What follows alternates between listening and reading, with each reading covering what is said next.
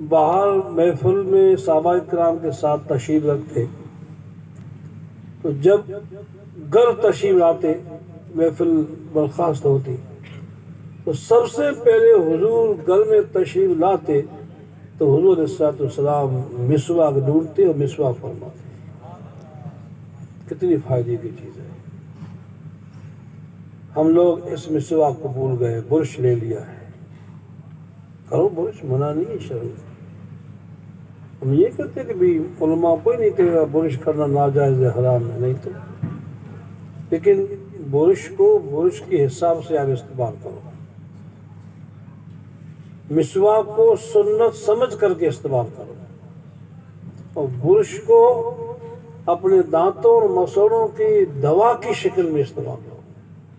یہ دوائی ہے، ٹوتھ پیسٹ ہوتا نہیں ہوتا پیسٹ، یہ پیسٹ جو ہوتا ہے تو اس پہ برش پہ لگاتے ہیں، اس لیے سے کرو کہ جو اس پیسٹ میں جو دوائی ہے اس سے ہمارے مسوڑے بھی کی جراثیم ہوں گے، دانتوں میں جراثیم ہوں گے، تو اس سے یہ ختم ہو جائیں گے، ٹھیک ہے؟ اس لیے سے کرو، تب بھی آپ کو اس کا ثواب ملے گا یقینی طور سے انشاءاللہ۔ مسواک لکڑی کا ہوتا ہے، اور خاص کر کے پیلو کی جال جو ہے، جال پیلو، اس کی جو جڑ ہوتی ہے وہ بہت نرم ہوتی ہے۔ حضور علیہ السلام اکثر اسی درخت کی، پیلو کی درخت کی جو جڑ ہوتی ہے اس کا مسواک فرماتے تھے۔ اور اس مسواک کی تاثیر یہ بھی ہے، اگر اوپر کی لکڑی لیں گے نا تو چند دن میں سوکھ جائے گی، تو پھر وہ مسواک کے لائق نہیں رہے گی، اور بہت سمجھو سخت ہوتی ہے، اور یہ جڑ جو ہوتی ہے بہت سافٹ ہوتی ہے، نرم ہوتی ہے۔ اچھا وہ سوکھ بھی جائے نا، اگر وہ سوکھ جائے بھلے 1 مہینہ کی بھلے کیوں نہ ہو، اگر رات بھر پانی میں رکھا تو اس کی تاثیر پھر واپس ایسی کیسی ہو جاتی ہے، تجربہ کرنا، ایسی نرم ہو جائے گی، چباؤ بس وہی نرم، کہاں جی گویا نکالیے، اس کی جڑ سے نکالا ہے اس کا لکڑی کو۔ تو یہ مسواک کرنا، اب مسواک کی لکڑی کتنی ہونی چاہیے؟ بعض روایت میں آیا کہ بھی اتنی ہونی چاہیے، بعض اتنی ہونی چاہیے، کم سے کم اتنی ہونی چاہیے۔ اس کو کیا کہتے ہو؟ بیت کہتے ہیں، ایک بیت۔ مسواک کیسے پکڑنا چاہیے؟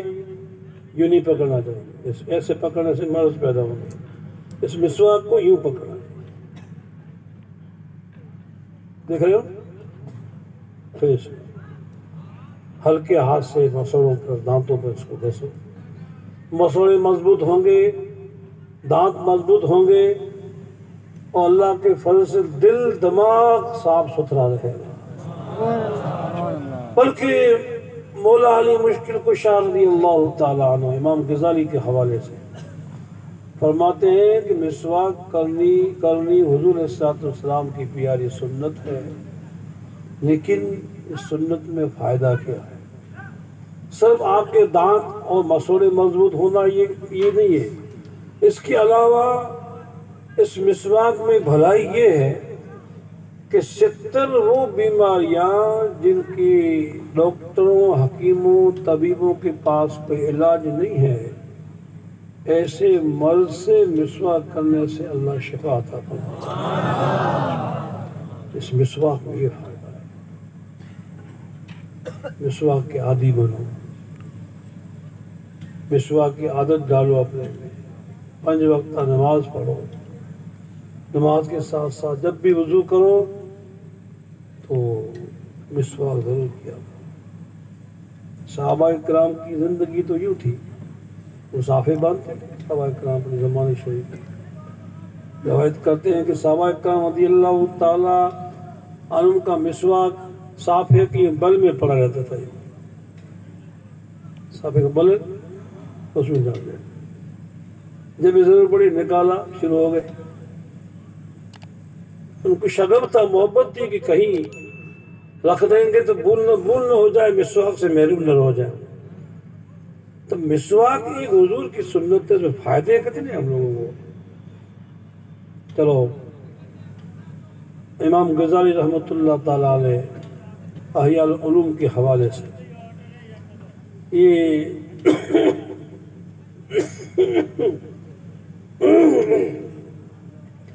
ہمارے میں رواج ہے کہ جب کھانے بیٹھتے ہیں نا کھانے، تو ہم سب یہ کہتے ہیں کہ میٹھا کھانا سنت ہے پہلے. کیا میٹھا کھانا سنت ہے، لیکن یہ غلط ہے. جو روایت کرتے ہیں نا ٹھوکتے رہتے ہیں. میٹھا ویسے نمک کو بولتے ہیں، میٹھو نمک. حضور علیہ السلام کی تو حدیث شریف ہے، سرکار فرماتا کہ ابدأ بالملح، کسی کڑی ہوئی چیز سے نہیں، ملح منا نمک. اگر کسی کھاری چیز سے شروع کرو تو ملیح فرماتے حضور علیہ السلام، ابدأ بالملیح نہیں. حضور نے فرمایا کہ ابدأ بالملح، تم طعام کھاؤ تو شروع نمک سے کرو، نمک رکھو انگلی سے کرو. اول تو اس کو آپ پہلے کھائیں گے تو آپ کو روٹی اچھی پائے گی، آپ کا ہاضمہ صحیح ہو جائے گا. لیکن مولا علی مشکل کشا رضی اللہ تعالیٰ عنہ فرماتے ہیں کہ اس ابداء بالملح میں فائدہ یہ ہے کہ نمک سے شروع کرو اپنے کھانے کو. وہی فرماتے ہیں کہ وہ 70 بیماریاں جو ڈاکٹروں اور حکیموں کے پاس علاج نہیں ہے، ان بیماریوں سے اللہ تعالیٰ شفا عطا فرماتا. کتنی پیاری چیزیں آپ سمجھو. آپ کے سینے پہ ہاتھ رکھ کے فیصلہ کرو بلانے. پیارے محبوب کی سنتوں میں حضور صلی اللہ علیہ وسلم کی مبارک پاک سیرت کو دیکھے پڑھے تو سنتوں کے فائدے کتنے ہیں، فیوزات کتنے ہیں، بے شمار ہیں. تو یہ تو ایک مسواک اور نمک ہے جو کھانے پینے اور ہمارے دانتوں کی صفائی کا مسئلہ ہے. نکاح ایک عظیم سنت ہے پیارے محبوب صلی اللہ تعالیٰ علیہ وسلم کی.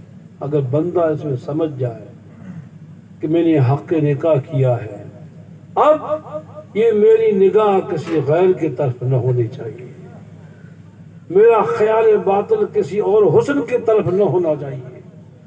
مجھے خداوند کریم جل شانہ نے اپنی مرضی کے مطابق اللہ نے فضل کیا، میری شادی ہوئی، بس اس شادی کو آپ نبھاؤ حضور کی سنت کے مطابق، تو انشاءاللہ تعالیٰ کئی سارے گناہوں کی گندگیوں سے آپ بچ جائیں گے، کئی ساری گناہوں کی گندگیوں سے بچ جائیں گے.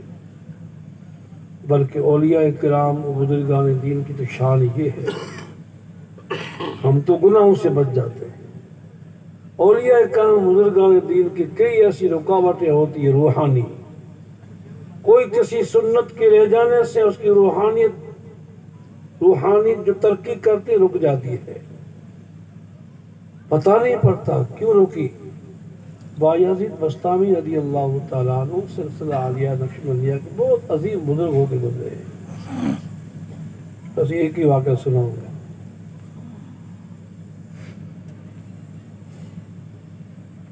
وہ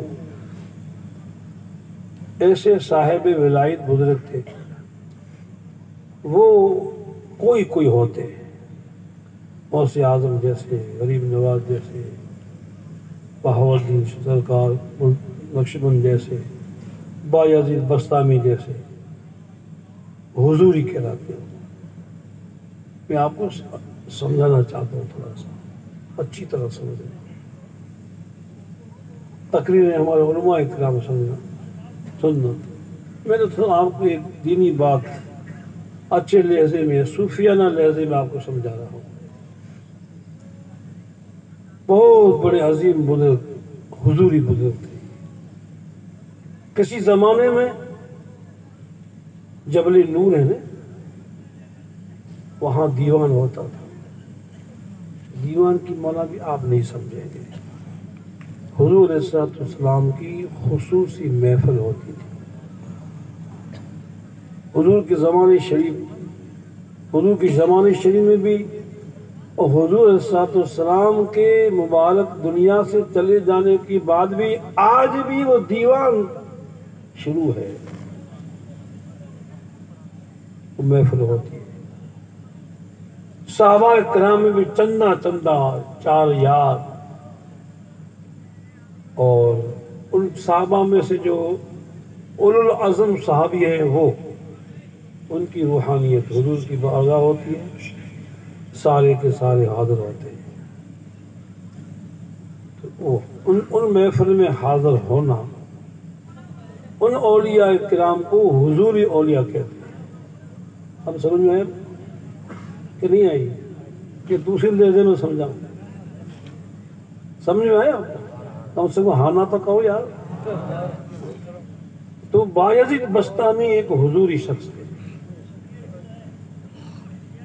یہ ہر ایک اولیاء اللہ کو نہیں ملتی، ہزاروں میں سے کوئی ایک ہوتا ہے۔ ایک دن حضور صلی اللہ علیہ وسلم نے فاروق اعظم رضی اللہ تعالی عنہ کو فرمایا کہ آپ آج گیٹ میں نہیں، آپ کو کرنی ہے۔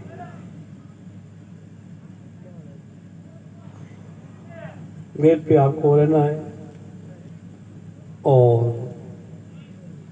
جس نے نکاح نہ کیا ہو اس بندے پہ آج بینڈ ہے، بس نہیں آنا چاہیے، میری محفل میں نہیں آنا چاہیے، کوئی بھی ہو، صحابی ہو، اولیاء کرام میں سے کوئی ہو، بس بینڈ۔ پھر حضور صلی اللہ علیہ وسلم نے مقرر کس کو کیا گیٹ میں؟ اور فاروق اعظم۔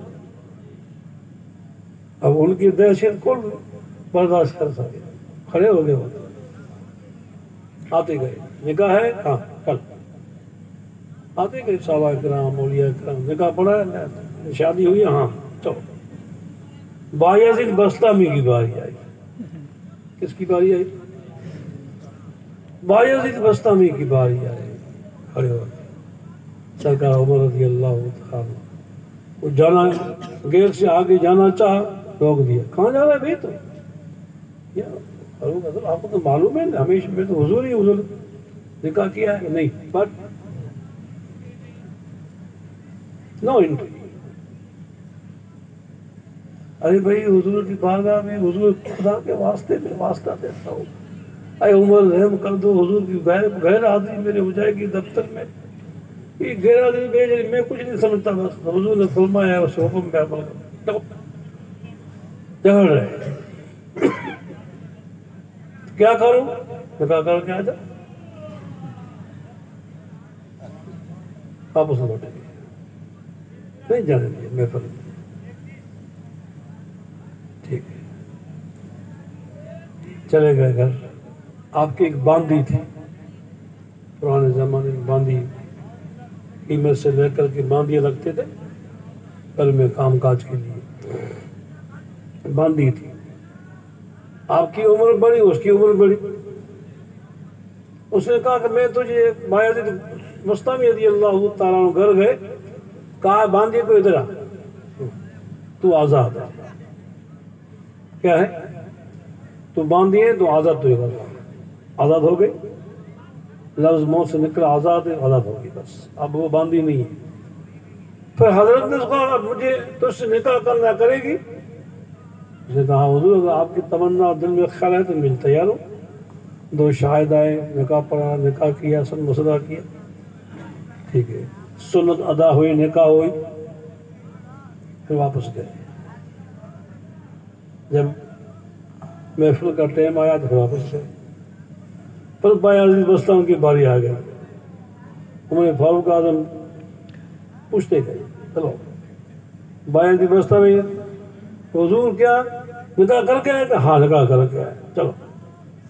حضور کی بارگاہ میں جب گئے تو روئے بایزید بستامی، حضور فاروق اعظم رضی اللہ تعالیٰ نے کہی غیر حاضری جو ہے ہو گئی، وہ سختی سے پیش آئے۔ تجھے معلوم نہیں ہے، حضور نے فرمایا کہ بایزید اللہ تعالیٰ جل شانہ نے میری محفل کی برکت سے تجھے وہ مرتبہ دیا ہے، تجھے وہ مرتبہ دیا ہے اللہ پاک جل شانہ نے کہ کوئی بندہ تہجد پڑھے، ایک بندہ تیرے بارگاہ میں بیٹھے، جو تہجد پڑھنے سے نہ ملے گا وہ تیری بارگاہ سے ملے گا، وصول۔ لیکن ایک درجہ تیرا جو ہے وہ ترقی نہیں کر رہا تھا، اور ترقی نہ کرنے کی وجہ یہ تھی کہ تو نے میری پیاری سنت کو ادا نہیں کیا تھا، تو نکاح کا مسئلہ تھا۔ آئی بات سمجھ میں؟ تو کئی اولیاء کرام کی شان میں آگے یہ چیز رکاوٹ ہو جائے تو ان کی روحانی جو ترقی ہوتی ہے وہ رک جاتی ہے۔ اس لیے الحمدللہ یہ نکاح کرنی پیارے محبوب صلی اللہ تعالیٰ علیہ وسلم کی بہت پیاری سنت پاک ہے۔ اسی لیے حضور نے فرمایا النکاح سنتی فمن رغب عن سنتی فلیس منی، نکاح کرنی میری پیاری سنت ہے، اس سنت سے جس نے منہ موڑا وہ حضور فرماتے ہیں کہ ہمارے طریقے سے وہ انسان نہیں ہے، وہ فلیس منی، وہ ہم میں سے نہیں، ورنہ ہمارے طریقے سنت میں سے خارج ہے۔ اس لیے الحمدللہ ایسے خوشی کے موقع پر جناب انور بھائی نے یہ خوشی کے موقع پر حضور علیہ السلام کی پاک یاد کر کے، اپنے پیارے محبوب کو یاد کر کے اس خوشی کے موقع پر نعت خوانی کا پروگرام رکھا۔ ماشاءاللہ۔ اور میں نے آج سنا کہ محمد حنیف دلہا ان کی نکاح برات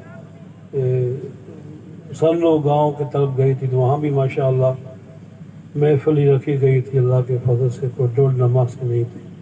لیکن یاد رکھنا شریعت مصطفیٰ میں ڈول نماز سے کرنا، ناچ نخرے کرنا، رنڈیاں نچانا حرام ہے، حرام ہے، حرام ہے۔